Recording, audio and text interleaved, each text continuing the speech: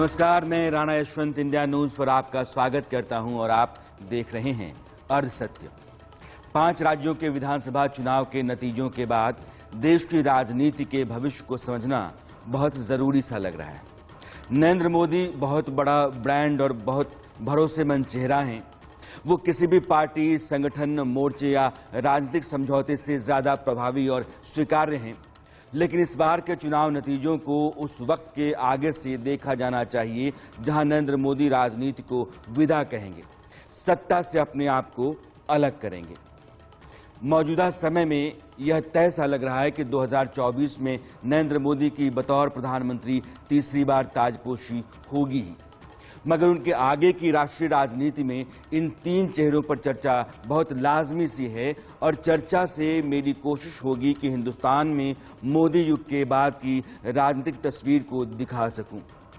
ये जो 3 तस्वीरें लगातार आप स्क्रीन पर देख रहे हैं, उनमें राहुल गांधी के धीरे धीरे हाशिए पर जाने और उनकी कांग्रेस की जगह पर केजरीवाल की आम आदमी पार्टी के मुख्य विपक्षी दल के रूप में खड़ा होने और मोदी युग के आगे योगी के साथ राजनीतिक टकराव के बढ़ने के आसार आपको दिख रहे होंगे या दिखने चाहिए।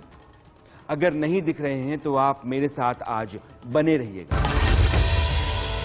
पहले उत्तर प्रदेश और बीजेपी में इस बार के चुनाव नतीजों के बाद जनाधार और लोकप्रियता के लिहाज से मोदी के बाद दूसरे बड़े नेता की हैसियत योगी आदित्यनाथ ने हासिल कर ली है। इस चुनाव में बीजेपी योगी आदित्यनाथ के चेहरे सरकार के कामकाज बनाम विपक्ष के तमाम विरोधों, वितंडों और प्रोपेगेंडों के बीच चल रही थी। एक तरफ बेहतर कानून व्यवस्था, महिला सुरक्षा, एयरपोर्ट, एक्सप्रेसवे, मेडिकल कॉलेज जैसे विकास, गुंडे मवालियों का एनकाउंटर और अवैध कब्जों पर बुलडोजर का दावा करने वाली सरकार, तो दूसरी तरफ विरोधियों का गठजोड़, पुलिस का गुंडाराज का हल्ला, महिलाओं की असुरक्षा, जाटों मुसलमानों की लामबंदी और मुसलमानों पर अत्याचार का शोर था। अजीब सा घमासान था। एक यंत्र विकसित किया है, समझ गए होंगे ना? वह सड़क भी बनाता है और माफियाओं के ऊपर भी चढ़ता है। हमने कहा बुलडोजर का बेहतरीन उपयोग कर रहे हैं हम लोग। आप सहमत है ना? चलना चाहिए ना? चलना चाहिए, लेकिन चलाने के लिए दमदार सरकार चाहिए। तो सरकार जो चल रही है, ये जो हमारे बाबा मुख्यमंत्री जी हैं, बाबा मुख्यमंत्री जो हैं ये जाने वाले हैं, अब लौट के नहीं आएंगे। ये बाबा मुख्यमंत्री लौट के नहीं आने वाले और ये बाबा मुख्यमंत्री अकेले नहीं जाएंगे, इनके साथ बुल भी चला जाएगा और बुलडोजर भी चला जाएगा। 5 वर्ष पहले उत्तर प्रदेश के अंदर हमने वायदा किया था उत्तर प्रदेश कर्फ्यू से मुक्त होगा, हर बेटी सुरक्षित होगी। आज 5 वर्ष जब इस सरकार के बीत रहे हैं, हम कह सकते हैं उत्तर प्रदेश में कानून का राज है। हर बेटी, हर बहन और हर माता अपने आप को सुरक्षित महसूस कर सकती है। सबसे ज्यादा असुरक्षित महिलाएं और बेटियां कहीं हैं तो उत्तर प्रदेश में। एक गर्मी जो अभी किराना में और मुजफ्फरनगर में कुछ जगह दिखाई दे रही है ना, ये सब शांत हो जाएगी इसके बाद। क्योंकि गर्मी कैसे शांत होगी, ये तो मैं मई और जून में भी इसको बहुत शिमला बना देता हूं। और ये जो गर्मी निकालने की बात कर रहे हैं, ये जगह जगह कह रहे हैं कि गर्मी निकाल देंगे, लेकिन वो जानते नहीं है कि इस बार किसान और नौजवान इनकी भाप निकाल देगा। जिस वक्त में माहौल बहुत गर्म, बराबरी की लड़ाई, कांटे की टक्कर कहा जा रहा था, ये मानने वाले ज्यादा थे कि सरकार अखिलेश बनाएंगे। उस वक्त में मतदाता योगी के लिए मन बनाकर बैठा हुआ था। 2017 में बीजेपी का कोई मुख्यमंत्री चेहरा नहीं था, वो लड़ाई केवल अकेले मोदी ने लड़ी और जीत भी मोदी के नाम की रही। लेकिन 2022 में युद्ध योगी के लिए था, योगी के किए के आधार पर था और योगी को ही फिर से मुख्यमंत्री बनाने की खातिर था। इस बात को प्रधानमंत्री नरेंद्र मोदी बार बार मंचों से दोहरा रहे थे। आज पूरे यूपी की जनता कह रही है, यूपी प्लस योगी बहुत है उपयोगी।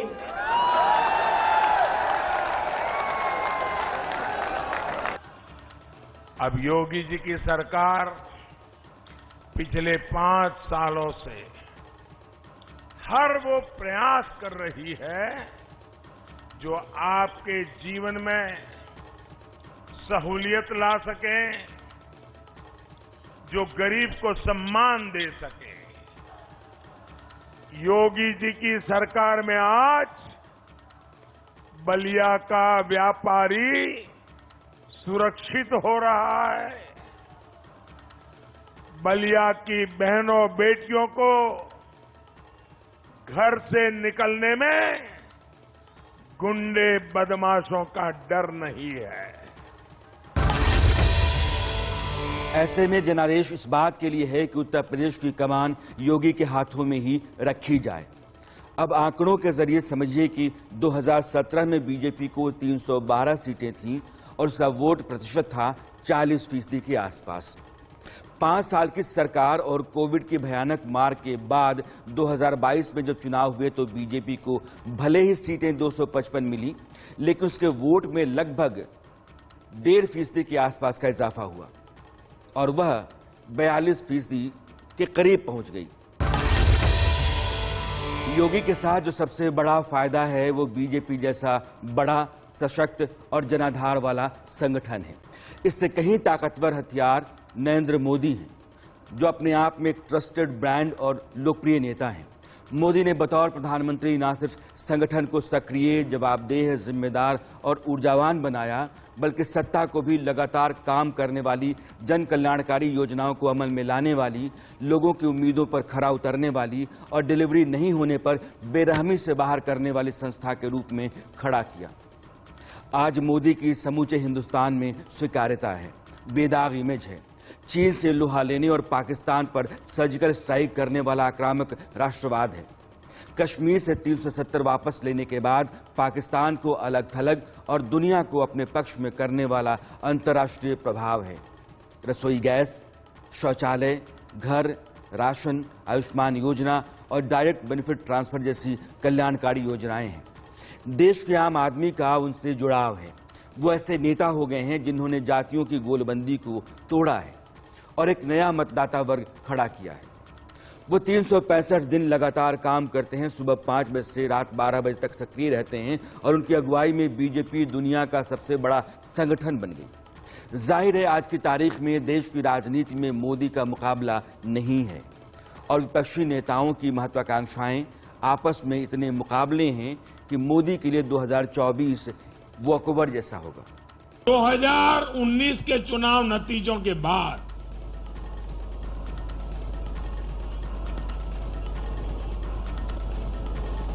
कुछ पॉलिटिकल ज्ञानियों ने कहा था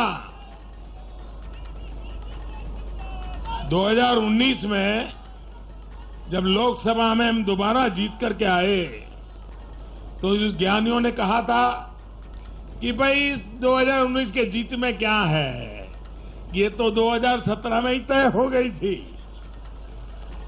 क्योंकि 2017 में यूपी का रिजल्ट आया था। मैं मानता हूं इस बार भी ये ज्ञानी जरूर कहने की हिम्मत करेंगे कि 2022 के नतीजों ने 2024 के नतीजे तय कर दिए हैं। इसमें कोई दो राय नहीं कि मोदी के लिए 2024 निर्विरोध है, मगर आज हम चर्चा इस बात की कर रहे हैं कि 5 साल, 7 साल या 10 साल बाद जब मोदी राजनीति से खुद को अलग करेंगे तो इस एक दशक में भारतीय राजनीति के फलक पर किन नेताओं का बोलबाला होगा। 24 करोड़ के उत्तर प्रदेश में लगातार 2 बार सत्ता में आकर रिकॉर्ड बनाने वाले योगी आदित्यनाथ सबसे बड़े और ताकतवर राजनेता दिखते हैं। उत्तर प्रदेश में दलितों और महिलाओं के बीच बीजेपी ने एक बड़ा वोट बैंक तैयार किया है। इसके सामाजिक संदर्भों को समझने से पहले आंकड़ों के लिहाज से इसे देखते हैं। 21% दलित आबादी है उत्तर प्रदेश में, यानी कि 4 करोड़ 4.5 करोड़ के आसपास। सूबे में 86 सीटें सुरक्षित हैं, इनमें से 84 अनुसूचित जाति और 2 अनुसूचित जनजाति के लिए। इन 86 सीटों में से इस बार बीजेपी ने 65 सीटें जीती। 2017 में इन सीटों की संख्या 70 थी, यानी कि 5 साल में सिर्फ 5 सीटों का ही नुकसान हुआ है। इन आरक्षित सीटों से बाहर जो दलित आबादी है वो भी बीजेपी के लिए चुनावी जीत का बड़ा हथियार साबित हो रही है। उत्तर प्रदेश में महिलाओं और दलितों में सबसे पहले बात दलित आबादी की करते हैं। 21% यह आबादी है उत्तर प्रदेश में। अगर आप संख्या में देखें तो 4.5 करोड़ के आसपास। इनमें से 55% जाटव हैं और 45% गैर जाटव, पासी, कोली, वाल्मीकि, धानुक जैसे। इस बार 21% जाटव मतदाता बीजेपी के साथ गया। कितना? 21%। 2017 में 8% था और 65% जाटवों ने मायावती की बीएसपी को वोट दिया था। पिछली बार ये 86% था। जहां तक गैर जाटव वोटर का सवाल है, 41% बीजेपी के साथ खड़े रहे, 27% बीजेपी के साथ गए। 2017 में 32% गैर जाटवों ने बीजेपी का साथ दिया था, यानी कि इस बार 9% ज्यादा है। और बीएसपी को 44% गैर जाटवों का समर्थन था, जो इस बार 17% कम है। आंकड़ा आप देखते रहिए। अगर आप इस बार 2022 दलित वोट के आंकड़े को देखें तो पूरे समुदाय का 30% से ज्यादा वोट बीजेपी के पाले में गया है और मायावती के पास 45% वोट रह गया, जो 2007 में 65% था। यानी कि इस बार बीजेपी को जो बाकी जगहों पर नुकसान हुआ, उसकी अच्छी खासी भरपाई दलित वोटरों ने कर दी। सीटों के लिहाज से आप यूं समझिए कि दलित बहुल 136 विधानसभा सीटों में 99 पर बीजेपी ने परचम लहराया। 44 सीटें ऐसी थीं जहां 30% से ज्यादा दलित वोटर थे और इनमें से बीजेपी ने 32 सीटें जीती। आंकड़ा कहता है कि 2017 में इस बार 4 सीटों का नुकसान 2017 के लिहाज से हुआ है, लेकिन दलित मतदाता के कारण नहीं, बल्कि सरकार विरोधी बाकी दूसरे कारणों के चलते। उत्तर प्रदेश में बीजेपी ने अपने दलित चेहरों को बहुत कायदे से उभारा है, निखारा है। बेबी रानी मौर्य जो उत्तराखंड की राज्यपाल थीं, उनको वहां से हटाकर विधानसभा चुनाव में उतारा, क्योंकि वे मायावती की जाति वाली जाटो समुदाय से हैं और भरोसा ये था कि आगरा के आसपास के इलाकों में पार्टी को इनका फायदा मिलेगा, और मिला भी। आगरा की 9 सीटें बीजेपी ने जीती। इस बार बहुत मुमकिन है कि योगी आदित्यनाथ बेबी रानी मौर्य को मुख्यमंत्री बनाएं। उनके अलावा बृजलाल, जो मायावती सरकार के दौरान एडीजी लॉ एंड ऑर्डर हुआ करते थे, वो अपनी ईमानदारी और सख्ती के कारण चर्चा में रहा करते थे। पार्टी ने उनको भी जोड़ा। असीम अरुण कानपुर के पुलिस कमिश्नर हुआ करते थे, ये भी जाटव हैं। योगी आदित्यनाथ ने उन्हें बुलाया, वीआरएस दिलवाया, उन्नाव से टिकट थमाया और जितवाया। लालजी प्रसाद निर्मल भी दलितों के बीच पार्टी का जनाधार बढ़ाने के लिए जोड़े गए और वो दलितों के दिल में जगह बनाने में कामयाब रहे। उत्तर प्रदेश में कुल 86 सुरक्षित सीटें हैं। इनमें से 84 अनुसूचित जाति के लिए हैं और 2 अनुसूचित जनजाति के नाम पर रिजर्व्ड है। इन 86 सीटों में से बीजेपी ने इस बार 65 सीटें जीती हैं। ये जरूर है कि पिछली बार के मुकाबले में 5 सीटें कम हैं, लेकिन कोरोना, महंगाई, बेरोजगारी और 5 साल के शासन को लेकर जो विपक्ष का शोर था, उस लिहाज से बीजेपी के लिए ये कोई नुकसान का सौदा नहीं है। दलित वोटर को लेकर बीजेपी की रणनीति कैसी है, आपको इसका एक अंदाजा दिलाता हूं। पार्टी के रणनीतिकार और संगठन मंत्री सुनील बंसल ने सुरक्षित सीटों को टारगेट किया। सरकारी योजनाओं का लाभ जिन दलितों को मिला, उनका बूथ लेवल पर रिकॉर्ड तैयार किया गया, उनसे संपर्क किया गया। ये बताया गया कि डबल इंजन की सरकार से आपको राशन, मकान, शौचालय जैसी कितनी सुविधाएं मिल रही हैं, फायदा पहुंचा है आपको। जिलेवार अनुसूचित वर्ग के लिए 1000 से ज्यादा छोटे बड़े सम्मेलन करवाए गए। हर बूथ पर दलित के घर खाने का प्रबंध किया गया और इस पूरे अभियान में बेबी रानी मौर्य, ब्रिजलाल, असीम अरुण, लालजी निर्मल जैसे लोगों को आगे कर दलित वर्ग को बड़ा मैसेज दिया गया। अब आप ये बताइए कि सरकार की डिलीवरी और संगठन की चुस्ती ऐसी हो तो गली नुक्कड़ पर माइक लेकर चलने वालों को अंदाजा कैसे होगा कि माहौल कैसा है।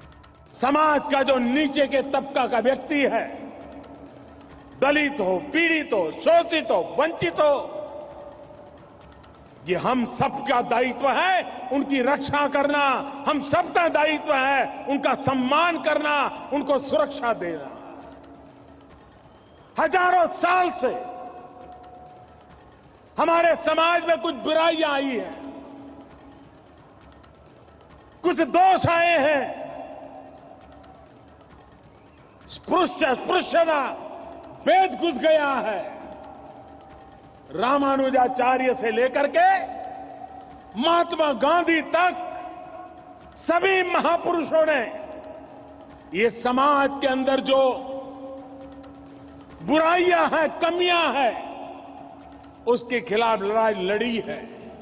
लेकिन ये बात मानना पड़ेगा कि आजादी के 70 साल के बाद भी हमारे समाज में अभी भी कुछ कमियां हैं, कुछ बुराइयां हैं और वो कहीं ना कहीं विकृत रूप लेकर के बाहर निकलती है। अब बात महिलाओं की करते हैं।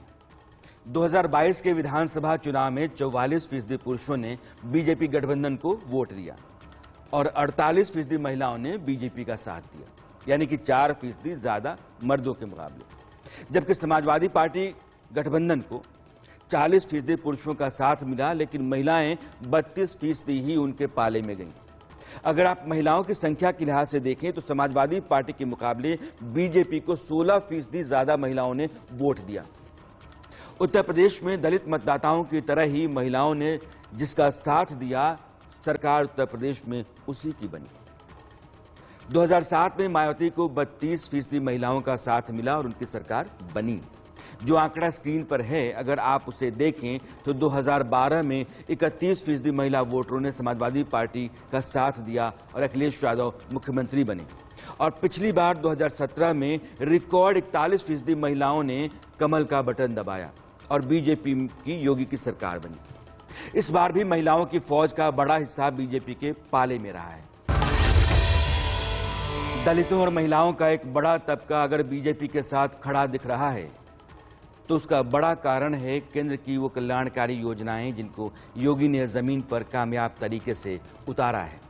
मसलन 15 करोड़ लोगों को मुफ्त डबल राशन मिलता रहा, 45 लाख गरीबों को घर मिले, सरकार के दावे को माने तो 1 करोड़ 47 लाख घरों में बिजली पहुंचाई गई और 2 करोड़ 61 लाख लोगों के घरों में शौचालय बने। 16 लाख महिलाओं का जो सेल्फ हेल्प ग्रुप है उसको 1000 करोड़ की राशि दी गई और कन्या सुमंगला योजना के तहत 2.5 करोड़ बेटियों के अकाउंट खोले गए। असंगठित क्षेत्र में काम करने वाले 60 लाख मजदूरों को ई श्रम कार्ड दिया गया, जिसके जरिए उनको 500 रुपये हर महीने दिए गए। ठीक वैसे ही जैसे कि जनधन खाताधारी महिलाएं थीं और उनको 500 रुपये हर महीने भेजे गए।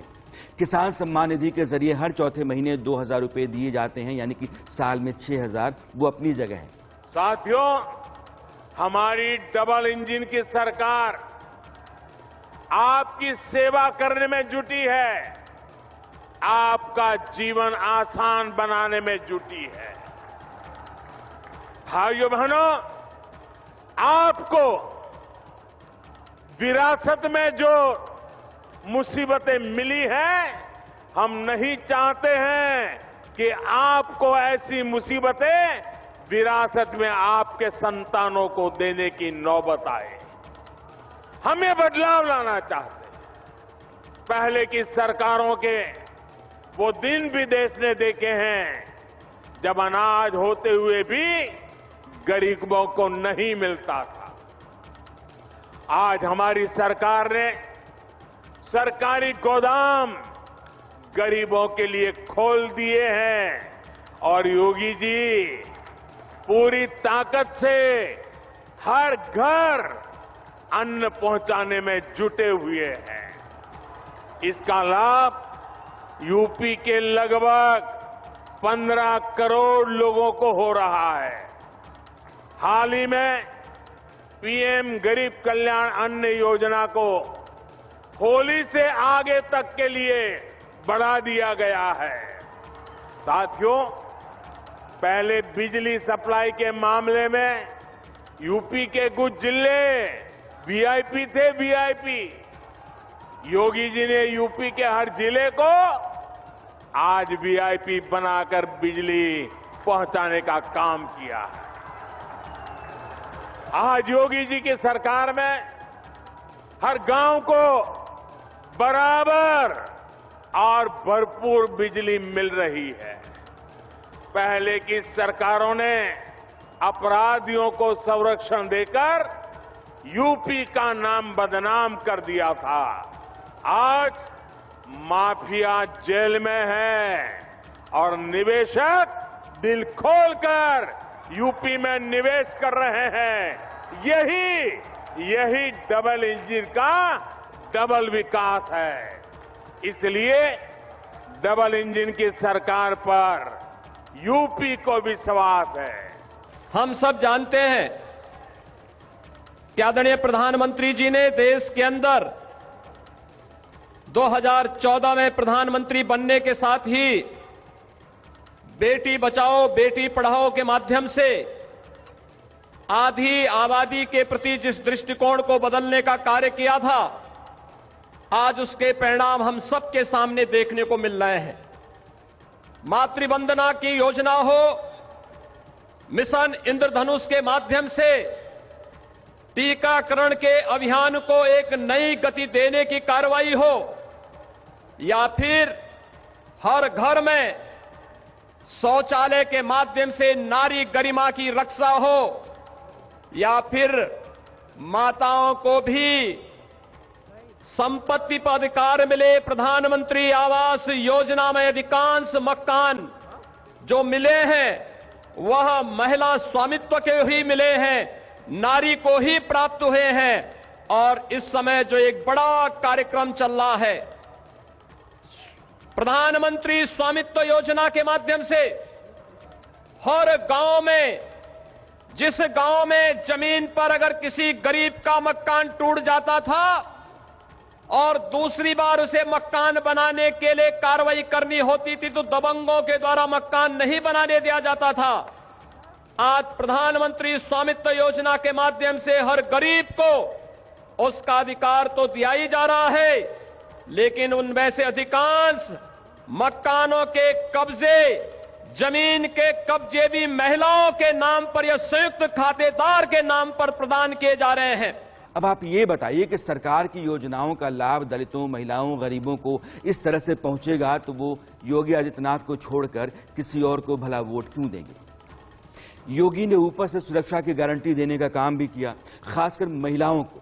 इस बात का यकीन हुआ कि योगी राज में उनके निकलने, घूमने और बदमाशों, अपराधियों से मुक्त रहने की एक स्थिति बनी है।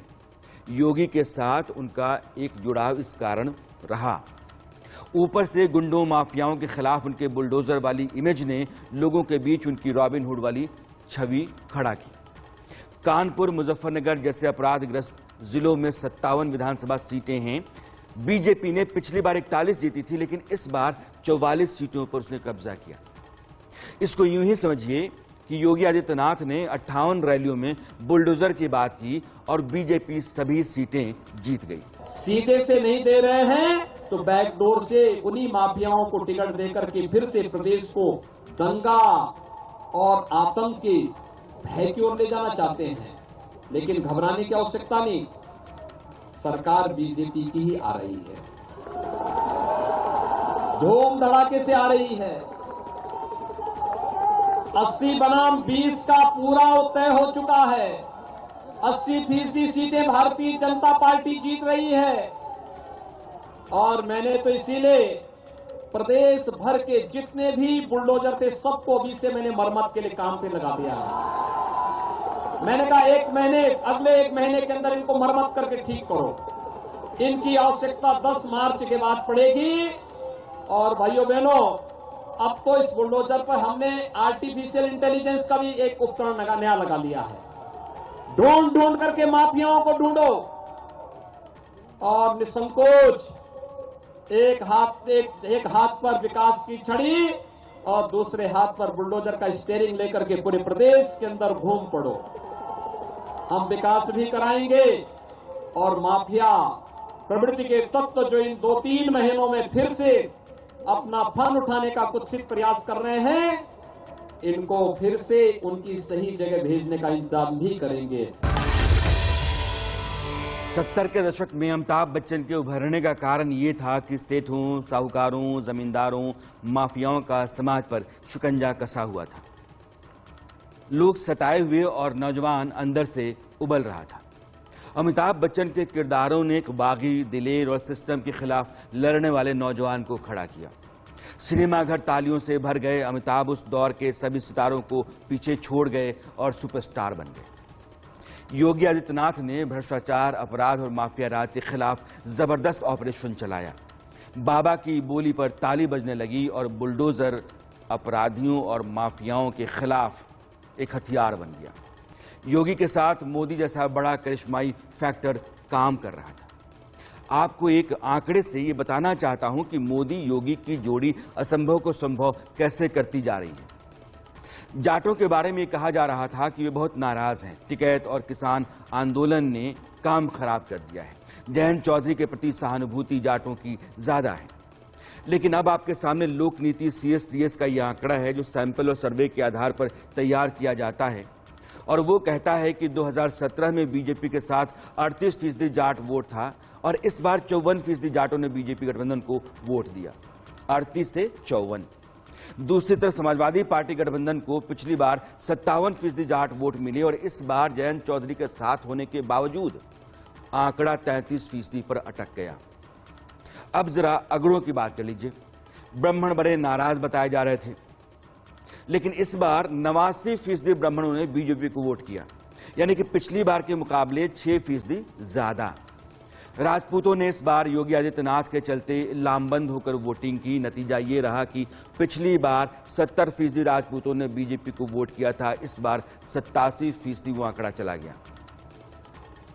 बनिया समुदाय ने भी पिछली बार के मुकाबले 12% ज्यादा वोटिंग बीजेपी के हक में की और बाकी सवर्णों ने भी बीजेपी को भरपूर वोटिंग की। आंकड़ा आपके सामने स्क्रीन पर दिख रहा है। अब आप बताइए कि विपक्ष का कौन सा हथियार काम कर पाया। योगी और धारदार, तेवरदार और खबरदार अंदाज में नजर आएंगे। यह सरकार का पार्ट 2 जो योगी की अगुवाई में होगा, उसका एजेंडा बड़ा साफ दिख रहा है। कानून व्यवस्था यानी कि अपराधियों और माफियाओं का सर्वनाश, महिलाओं की सुरक्षा, दलितों के लिए कल्याणकारी योजनाओं का ज्यादा से ज्यादा विस्तार, विकास की रफ्तार और तेज करना और हिंदुत्व के एजेंडे पर आगे बढ़ना। योगी को यह ठीक से पता हो गया है कि उनका यह दौर मोदी के बाद बीजेपी का सबसे मजबूत और लोकप्रिय चेहरा बना देगा। कुछ इसी तरह की उम्मीद और रणनीति लेकर बीजेपी के विरोध में खड़ा होने का एजेंडा अरविंद केजरीवाल भी लेकर चल रहे हैं। दिल्ली के बाद पंजाब में प्रचंड बहुमत वाली सरकार लेकर अरविंद केजरीवाल ने अपनी राजनीतिक भविष्य के संकेत दे दिए हैं। आम आदमी पार्टी कांग्रेस को खाती जा रही है और आगे उसके उभरने की संभावनाओं को भी खत्म करती जा रही है। दिल्ली से शीला दीक्षित की सरकार खत्म हुई और कांग्रेस को सीटों के लाले पड़ गए। ऐसे ही पंजाब में 117 में से 77 विधायकों का समर्थन लेकर चल रही चन्नी सरकार तूफान में तिनके की तरह उड़ गई। आंकड़ा कहता है कि 2017 में 38.5% वोट शेयर रखने वाली कांग्रेस को 15.5% वोट का नुकसान हुआ है इस बार, और जो आम आदमी पार्टी 20 सीटों और 23.5% के आसपास वोट बैंक के साथ थी, वो 92 सीटों के साथ सुनामी लेकर के आ गई। हालत ये रही कि केजरीवाल की इस क्रांति में कांग्रेस से अलग हुए पूर्व मुख्यमंत्री कैप्टन अमरिंदर सिंह, अकाली दल के नेता प्रकाश सिंह बादल, कांग्रेस की पूर्व मुख्यमंत्री और नेता राजेंद्र कौर भट्टल और चरणजीत सिंह चन्नी, ये सब बड़े अंतरों से आम आदमी पार्टी के सामान्य और साधारण लोगों से हार गए। स्कूटी से चलने वाली एक लड़की जीवन ज्योति कौर ने नवजोत सिंह सिद्धू की मिट्टी पलीत कर दी। आपको लगेगा कि हम क्या कर सकते हैं। एक आम आदमी को लगता है मैं क्या कर सकता हूं, मैं तो बहुत छोटा हूं। आपको पता है कि चरणजीत चन्नी जी को आज किसने हराया है? भदौर से लाभ सिंह उगोके। कौन है ये लाभ सिंह उगोके? मोबाइल रिपेयर करने वाली दुकान में नौकरी करता है। मोबाइल रिपेयर करने वाली दुकान में नौकरी करता है। उनकी माताजी एक सरकारी स्कूल के अंदर सफाई कर्मचारी का काम करती हैं। उनके पिताजी खेतों में मजदूरी करते हैं। ऐसे व्यक्ति ने चरणजीत सिंह चन्नी को आज चुनाव में हराया है। आपको पता है नवजोत सिंह सिद्धू को किसने हराया है? हमारी एक महिला वॉलंटियर है, आम महिला है, आम वॉलंटियर है, जीवनज्योत कौर। उन्होंने मजीठिया को भी हरा दिया और उन्होंने सिद्धू को भी हरा दिया। तो दोस्तों, आम आदमी में बड़ी ताकत है। मैं बार बार कहता हूं, इस आम आदमी को चुनौती मत दो। ये जिस दिन खड़ा हो गया, बड़े बड़े इंकलाब आ जाएंगे, बड़ी बड़ी कुर्सियां हिल जाएंगे। अब आप ये देखिए कि उत्तराखंड में आम आदमी पार्टी को भले ही सीटें नहीं मिली, लेकिन वोट 3.3% मिले और गोवा में उसके 2 उम्मीदवारों ने जीत का परचम लहराया। वोट मिले 6.77%। यानी कि केजरीवाल की आम आदमी पार्टी का विस्तार जारी है। जैसे योगी के पास एक एजेंडा है, वैसे ही केजरीवाल के पास भी एक फॉर्मूला है, फ्री का फॉर्मूला। उनके पास फॉर्मूला है लोगों के बीच, लोगों की सरकार और फ्री सुविधाओं का शासन का। पंजाब में भी उन्होंने 300 यूनिट बिजली फ्री देने, हर महिला को महीने में 1000 रुपए देने, मुफ्त जांच और दवाइयां, अस्पताल, स्कूल बेहतर करने, इन सब बातों का वादा किया। 16,000 मोहल्ला क्लिनिक खोलने की बात भी उन्होंने कही। वैसे ये भी सही है कि सिर्फ इन वादों ने ही पंजाब में केजरीवाल के हक में काम नहीं किया, बल्कि कैप्टन अमरिंदर सिंह के कांग्रेस से बाहर जाने, कांग्रेस के अंदर चन्नी और सिद्धू के बीच टकराव के बने रहने और बीजेपी अकालियों के अलग अलग लड़ने के कारण भी पंजाब में एक नए विकल्प की उम्मीद या गुंजाइश बहुत तेजी से पैदा हुई थी, जिसको समझा था अरविंद केजरीवाल ने और उसी लिहाज से उन्होंने अपनी तैयारी भी जमीन पर की। पंजाब की बंपर जीत और गोवा में 2 विधायकों से जगी नई उम्मीद ने मुख्य विपक्षी दल के तौर पर कांग्रेस को हटाकर आपको लाने के केजरीवाल के मंसूबे को ताकत दी है और इसका साफ साफ संकेत उन्होंने दे दिया है।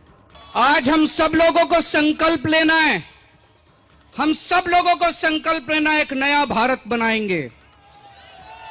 एक ऐसा भारत बनाएंगे जहां एक इंसान दूसरे इंसान से प्यार करेगा, मोहब्बत करेगा, कोई नफरत की कोई जगह नहीं होगी उस भारत के अंदर। एक ऐसा भारत बनाएंगे जहां कोई भूखा नहीं सोएगा। एक ऐसा भारत बनाएंगे जहां हमारी मां बहनें सुरक्षित होंगी। एक ऐसा भारत बनाएंगे जहां पे अमीरों और गरीबों के बच्चे को एक जैसी अच्छी से अच्छी शिक्षा मिलेगी।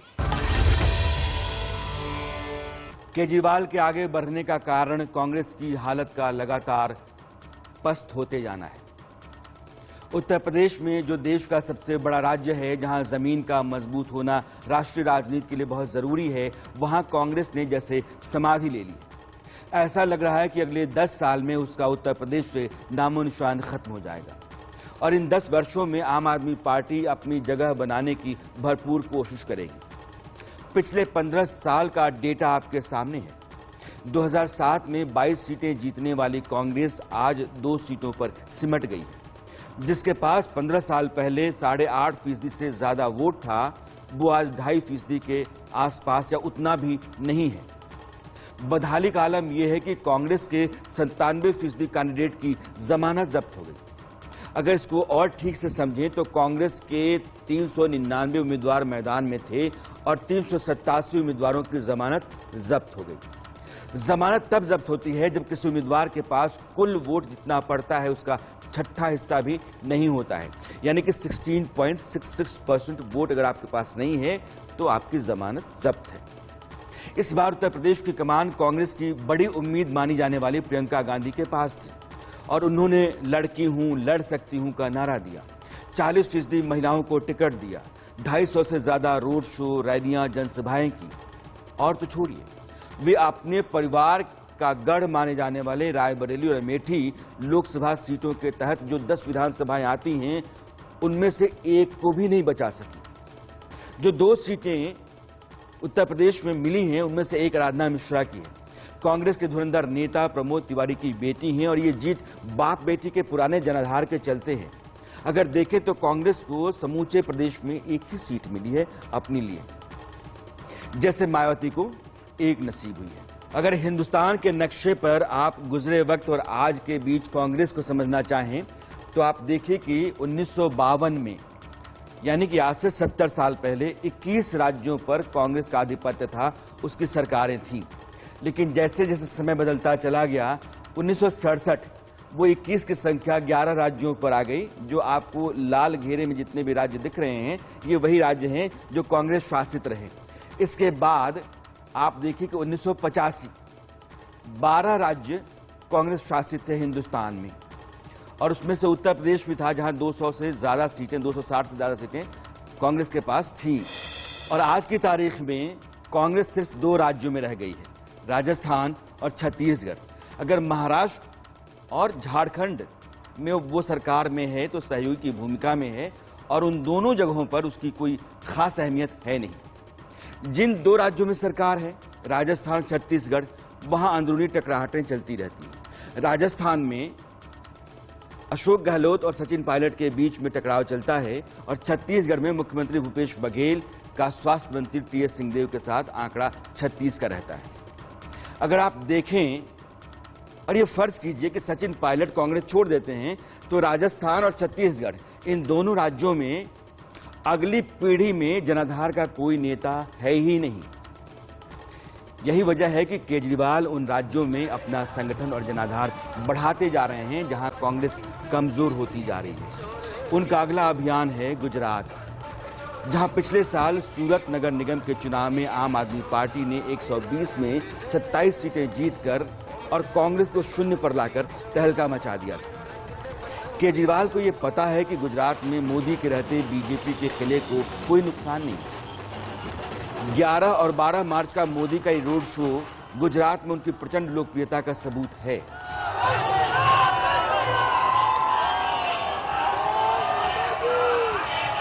केजरीवाल दरअसल चाहते ये हैं कि गुजरात में कांग्रेस की जो जमीन है उसे वो हथिया लें, ताकि मोदी जब राजनीति से हटें और वो बीजेपी को एक मजबूत मुकाबला दे पाएं। अब यहां कुछ देर के लिए राहुल गांधी को लाना और समझना जरूरी है। कांग्रेस के सारे फैसले राहुल गांधी करते हैं। कहने को सोनिया गांधी कार्यकारी अध्यक्ष हैं, यानी आप कुछ हैं भी नहीं और सब कुछ हैं। पंजाब में कैप्टन अमरिंदर सिंह जैसे जमे जमाए मुख्यमंत्री को सिद्धू की जिद पर हटाना और फिर बेलगाम सिद्धू को काबू ना कर पाना राहुल गांधी की कमजोर लीडरशिप का सबसे बड़ा सबूत है। पंजाब में कांग्रेस की नैया डूबी तो उसका सबसे बड़ा कारण राहुल गांधी है। राजस्थान में अशोक गहलोत और सचिन पायलट की कलह लगातार चलती रहती है, जैसे छत्तीसगढ़ में भूपेश बघेल और टीएस सिंहदेव की, जिसका मैंने जिक्र किया था। लेकिन इसका निपटारा करना और सरकार संगठन को सक्रिय बनाना राहुल गांधी का काम है, मगर ऐसा लगता है कि उनसे ये सब हो ही नहीं पा रहा है।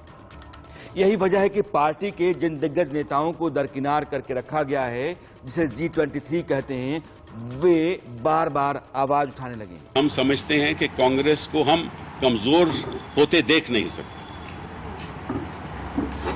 हम कितने समय से इंतजार कर रहे हैं और फिर इंतजार करने की भी तो हद होती है। मेरा तो केवल एक ही मकसद है, यहां जो आम कांग्रेसमैन की पीड़ा है वो आपके द्वारा देश के सामने रखना और देश को अवगत कराना कि हम कांग्रेसी हैं, हम कांग्रेस को मजबूत करना चाहते हैं। हम चाहते हैं कि पार्टी एकजुट होकर उभरे और कांग्रेस को मजबूत करे। देखिए, एक बात तो स्पष्ट है, हम जी हजूर 23 नहीं है। ये तो बात स्पष्ट है, ठीक है ना। हम अपनी बात रखेंगे और रखते जाएंगे और जो अपनी मांगे हैं वो हम दोहराएंगे। मैं हैरान हूँ, पार्टी की हार देखकर मेरा दिल रो रहा है। हमने पार्टी को अपनी पूरी जिंदगी और जवानी दी है।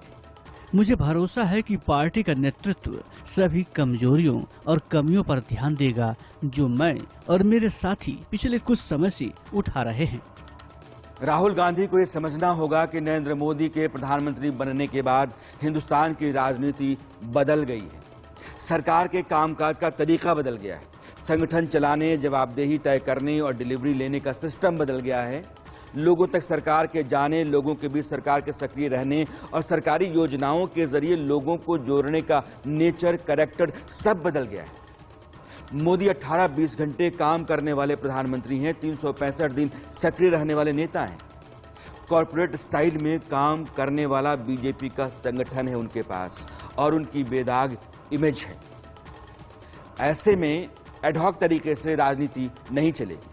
कभी कभार पार्लियामेंट में तालियां बटोर लेने से जनाधार नहीं बढ़ेगा और हर हार पर जनादेश का सम्मान करने और सीखने वाली बात भी नहीं चल सकती। दिल्ली से साफ हुए तो कहा कि सीखेंगे, उत्तराखंड और हिमाचल से लुढ़के तो कहा कि सीखेंगे, मध्य प्रदेश और कर्नाटक से बीजेपी सरकार उड़ा ले गई, कोई तैयारी थी ही नहीं, और अब पंजाब में केजरीवाल की क्रांति ले डूबी और अब भी कह रहे हैं सीखेंगे।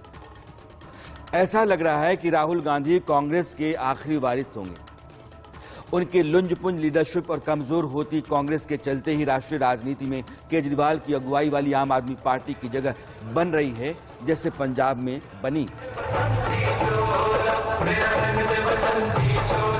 अगर आप देश की मौजूदा राजनीति पर नजर डालें तो बीजेपी के विरोध में विपक्ष के मोर्चे की अगुवाई के लिए जिन नामों पर सहमति बन सकती है वो सारे के सारे या तो 70 साल पार हैं या फिर उसके पास हैं। अगले 10 साल में ये नेता या तो राजनीति से बाहर होंगे या एक सीमित दायरे में होंगे। जो नौजवान नेता हैं योगी आदित्यनाथ और केजरीवाल की उम्र के आसपास या थोड़ा पीछे, उनके अपने राज्यों से बाहर निकलने और उभरने की गुंजाइश ना के बराबर है। चाहे वो अखिलेश यादव हों या तेजस्वी यादव, जगनमोहन रेड्डी हों या हार्दिक पटेल, तो राष्ट्रीय राजनीति में दिग्गज नेता और नौजवान नेता दोनों की स्थिति आपके सामने है। लिहाजा मोदी की मौजूदा हैसियत, कद, लोकप्रियता, अंतर्राष्ट्रीय छवि, सरकार का जनाधार कमजोर और कई अंतर विरोधों, कमजोरियों से जूझते विपक्ष को देखते हुए इस दशक के अंत तक मोदी को कोई बड़ी चुनौती नहीं मिल सकती है, नहीं मिलती दिख रही है, ये आप दावे से कह सकते हैं। हाँ, राजनीति से उनके हटने की स्थिति में जिन दो चेहरों के बीच मुकाबला रहेगा, ये बहुत संभव है कि योगी आदित्यनाथ और अरविंद केजरीवाल हों। योगी आदित्यनाथ के पास एक तेवर है, उनकी सरकार का अपना कलेवर है और एक बहुत बड़े संगठन का फेवर है। वो हिंदुत्व का ऐसा चेहरा है जो आने वाले समय में देश के बहुसंख्यक को खुद से जोड़ सकते हैं, और केजरीवाल ऐसे नेता हैं जिनकी राजनीति का आम आदमी पार्टी वाला स्टाइल है। छोटा ही सही लेकिन बीजेपी की तरह काम करने वाला संगठन है और एक्टिव मीडिया सेल है। आज की तारीख में अपनी सीमाओं के लिहाज से वो तमाम दलों के नेताओं के साथ एक बेहतर संबंध बनाकर चल भी रहे हैं ताकि उनकी एक स्वीकार्यता बनी रहे, और इस कोशिश में वो राहुल गांधी को हाशिए पर धकेलने और कांग्रेस की जमीन को खुद हथियाने की बहुत ही सुनियोजित तरीके से कोशिश भी कर रहे हैं। कुल मिलाकर 5 राज्यों में हुए विधानसभा चुनाव के नतीजों ने 2 बड़े मैसेज दिए। एक ये कि नरेंद्र मोदी बहुत लोकप्रिय, शक्तिशाली और चुनौतियों से परे नेता हैं। वो कहीं भी बैठकर विपरीत परिस्थितियों में, खास करके उत्तर भारत में, चुनावी युद्ध जीत सकते हैं।